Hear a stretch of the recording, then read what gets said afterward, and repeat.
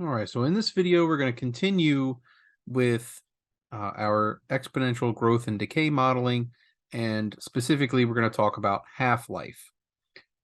So the nice thing about half-life means that we're going to have half remaining after one cycle.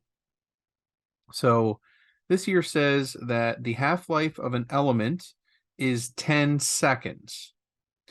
If there's 256 grams initially present, how many grams are present after these times?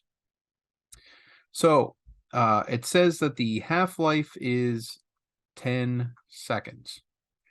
So what that really means is if we use our growth and decay model, let's say P of t is equal to P0 or A0, whatever you want to use, e to the kt.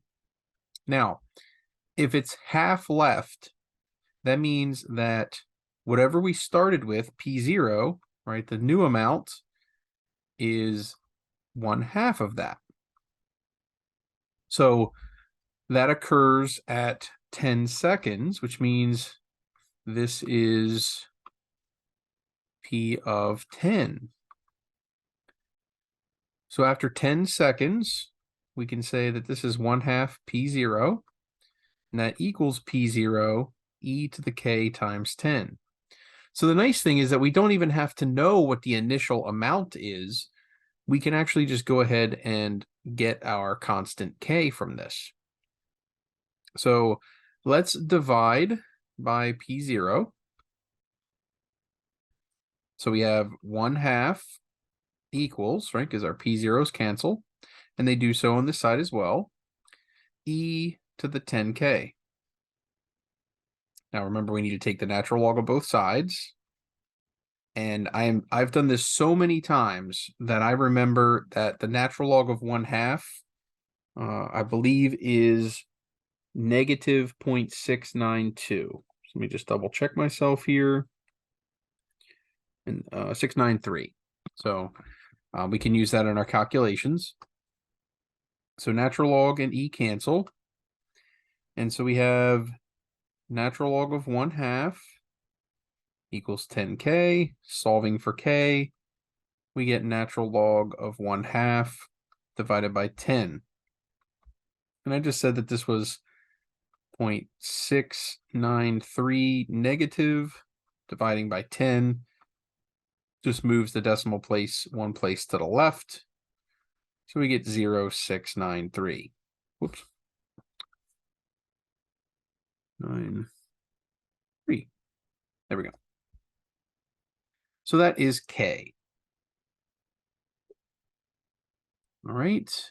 Now, it does tell us at this point, they did give us the initial amount, but it didn't matter. So you could have plugged that in and then calculated 1/2 of that and plugged that in, but it didn't matter to find k. So now I can rewrite my model. P of t is the, what was it, 256 was my initial amount. E, and my k is negative 0.0693 t. Now, t is measured in seconds, so we don't have to do any conversions or anything like that. We just need to plug in 10, 20, 30, 40, and 50 now. So for part A, we need P of 10. So 256 e to the negative 0.0693 times 10. And let's go ahead and jump on over to Desmos and calculate this, because we can just do all of them quickly from there. Give me just 1 second. All right, so we had, for our calculation, 256 times, we need e to a power, which was, let's see, negative 0.0693. And actually, since it didn't like it before, let's try using a parenthesis and see if it'll be happy with it. So this times t, which is 10. Okay, so it looks like it's 128 for that, approximately. So we can go back here. This is approximately 128. We also want to do this for 20, 30, 40, and 50. So I'll just write them all here.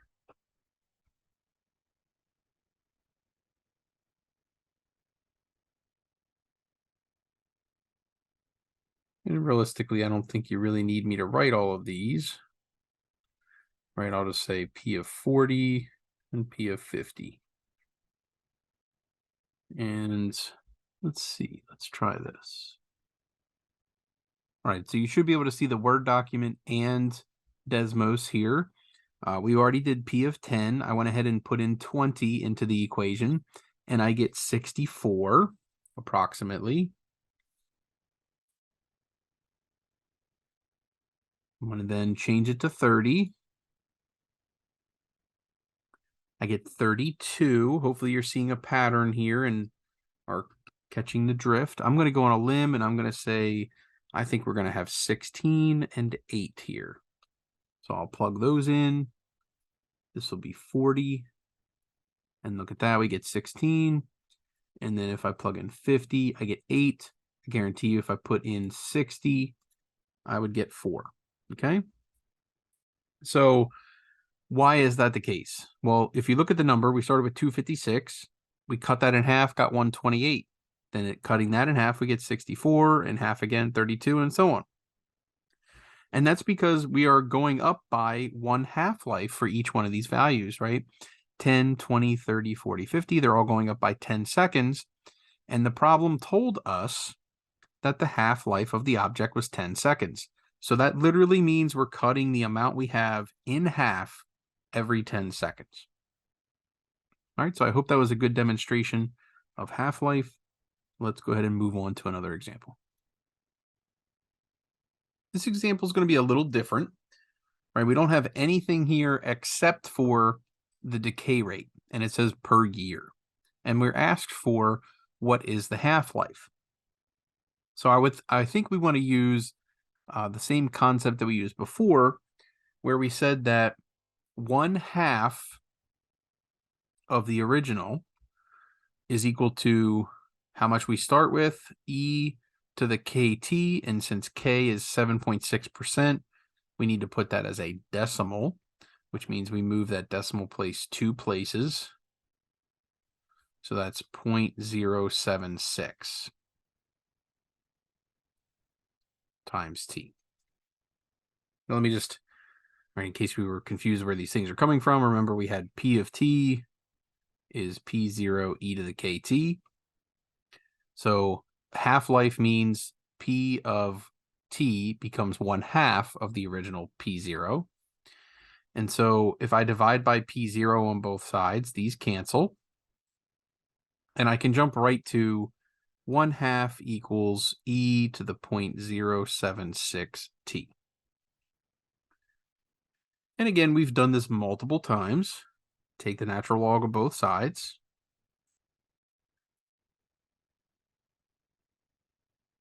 Okay. On the right-hand side, we get log and e that cancel with one another. So we have natural log of 1/2 is equal to 0.076 t. Solving for t, I get t equals natural log 1/2 divided by 0.076. And I'll do a quick calculation there. And you can follow along with your calculator as well. Looks like I get negative 9.12. What does that mean exactly? Can we go back in time? Right, we can't do that. So what did I forget to do? Let's see. The problem says decay rate. I let k equal positive 0.076, but indeed I should have let it be negative 0.076. Okay, so where does that change? That just puts negatives all around here. Makes this a negative, that a negative. And all that really does to my answer is it's going to do this, right? And one way to think of this is natural log of a half, right? Natural log of fractions gives, or sorry, I should be careful. Natural log of numbers that are between 0 and 1, can't be 0, but between 0 and 1, give you a negative number as a result. And so if I am to get a t that is positive, well, then I had to divide by a negative number. So a couple different ways that you could have done that problem and come to the same conclusion. Let's take a look at another. This looks very similar. The difference is that they're giving us the half-life time and not the decay rate. So we have to solve for K. So how can we plug this in? Well, the half-life is 20.3 weeks. That is our time T. If we let T be in weeks, we can just use the 20.3. Our equation is P of T equals P naught E to the K T. So I know that P of 20.3 is when I get 1/2 of the original. So I need to just plug in T equals 20.3, and then I can set this to 1/2 P0. So 1/2 P0 equals P0 E to the K times 20.3. And this is a very similar process, right? I divide by P0, they disappear. Then I have this. Take natural log of both sides.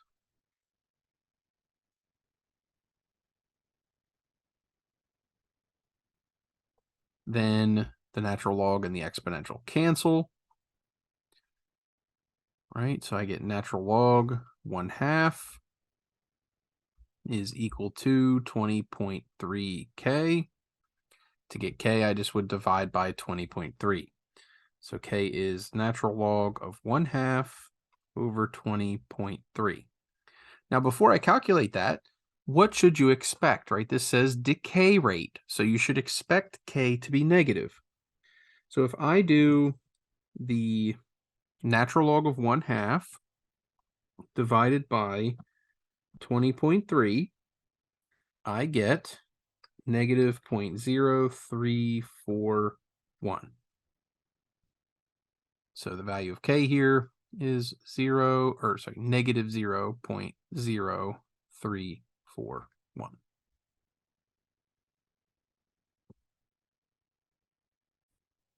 Here's another application. This one is for doses of medicine. It says we've injected a dose into a patient's bloodstream, and the half-life of the medicine is 20 minutes. Find how long it will be when the amount of medicine is 78% of the original. So this time they've given us a little bit of different information. So first off, we know that if we're using the model P of T equals P0 E to the KT, and we know that P of 20 minutes is when we get 1/2 of P0. Using that information, we should be able to solve for K. Once we have that, then we can do the 78% problem. So let's use this information. So that's going to be 1/2 P0 is equal to P0 E to the 20 times K, right? I'm plugging in 20 for T. P0s cancel. We get 1/2 is E to the 20K. Take the natural log of both sides. And on the side, it just cancels and we get 20K. And so K is natural log of 1/2 divided by 20. So that's going to be negative 0.034, let's say 347, if we round to three significant figures. So that's our value of k. So we can rewrite our model, right? This is now p of t equals p0 e to the negative 0.0347 t. Now, what's the significance of 78% of the original? Well, just like we did for half-life, that meant we had 1/2 of p0. 78% of the original means 0.78 of p0. So we just need to set it equal to that and solve for t. So the p0 still goes away, and we didn't even need to know what the initial amount was in order to solve the problem. We can then take the natural log of both sides, and the e on this side goes away. And lastly, we just divide by the constant in front of t to get the amount of time.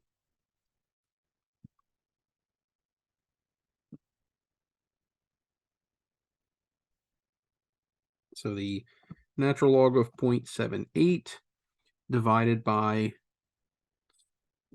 negative 0.0347 is approximately 7.16. This was in minutes, so I'm going to say t is approximately, and let's see, there's two significant figures, so let's just round to 2, so we'll say 7.2 minutes. All right. And we've got one more here. I don't think this is a half-life. Let's see. A population of deer was 2,000 3 years ago. Today it is 1,400. Use an exponential model to answer the following. All right, so they say compute the decay constant, so find k. Find the population after 5 years. So that's going to be t equals, it's going to be t equals 8. Right, because this was 3 years ago. Today we have that. So if it's after 5 years, I assume they're saying 5 years after today, which means a total of 8 years. Find when the population will be 300, and find the half-life of the population. So they don't give us the half-life, but they ask us to calculate it. All right. So what are the ordered pairs that they gave us? They said 2,000 3 years ago. So if we say that that's when t is 0, there were 2,000 deer at that point. Okay. Then it says today there's 1,400. Well, if that was 3 years ago and we said that was 0, we can say 3 years later there's only 1,400. Okay. Now don't confuse yourself. Don't try to make this a linear model. It's exponential. So be careful in that case. So first we need to find what is the decay constant. Well, we've got a 0 for t. We always should plug that in first. So we've got population equals p0 e to the kt. All right. If we plug in p of 0, they told us that that equals 2,000. And that has to be p0 e to the k times 0. That becomes e to the 0. And e to the 0 is 1. So right off the bat, we get p0 is 2,000. Okay. So rewriting the model yet again, we have p of t is 2,000 e to the kt. Now we need to find k. We can use the second point given to do that. This is p of 3, which must be equal to 1,400, equals 2,000 e to the kt. And t we said was 3. So divide by 2,000 on both sides. Cancel the zeros. 14 over 20, that can be 7/10. Take log of both sides, and specifically the natural log. Inverse functions cancel, and so we get natural log of 7/10 is equal to 3k. So we can very easily get k from that. That's 1/3, or just the log divided by 3. And again, let's get an approximation. So 1/3 times the natural log of 7/10 appears to be negative 0.11. Let's do 8.9. So that was part A. They asked us to find the decay constant. Then it says find the population of deer after 5 years. So as I said, I'm not certain if that question means 5 years from when we started or 5 years from now. I think I'm going to go back and let's say that that's 5 years from when we started. So let's do that. Let's say when t is 5. Okay. So first we have to rewrite our model, plugging in k. So P of t, this is part B, is 2,000 e to the negative 0.1189 times t. And they said, please find the population 5 years from when we started. So we're plugging in t equals 5. And that we're just plugging directly into the calculator. So we have 2,000 times e to the negative 0.1189 times 5. And that is 1,103.67. So again, I would round that up because we're talking about creatures.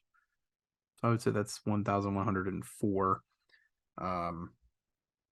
Again, read the rules that are given in the homework assignment to make sure that you're rounding properly.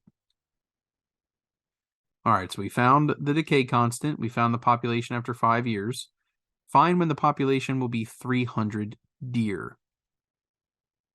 Okay, so that means please find the time when P is equal to 300. So I just need to set my equation equal to that and solve for T. So I would divide by 2,000. Get rid of the zeros. Take log of both sides of that equation. And remember, the natural log and e cancel. And don't be alarmed, right? This is natural log of a number smaller than 1, so that's going to be negative. And then we're going to be dividing by a negative, which means my t will be positive, and we don't have to think that we're traveling back in time, which we can't do. So natural log of 3 over 20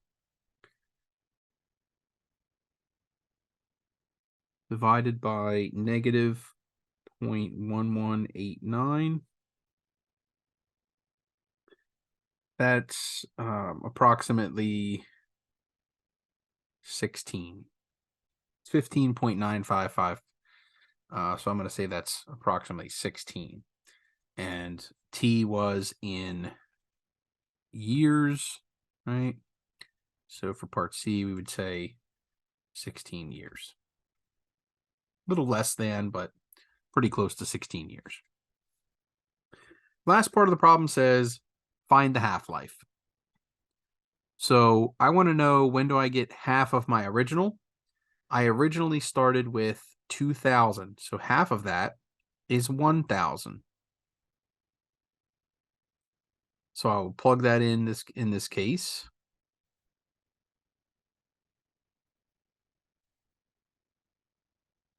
There is no reason that you couldn't have said P0 and 1/2 of P0, because if you notice, when I divide by the 2,000, I'm just going to get a half again, is equal to the exponential.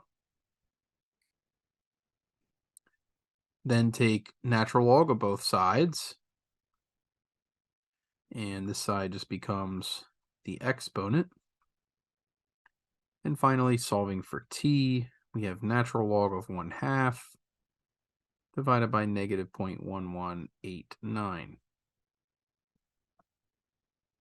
So natural log of 0.5 divided by negative 0.1189 comes out to be, let's just say, approximately 5.8 years. So that would be the time it takes for my half-life.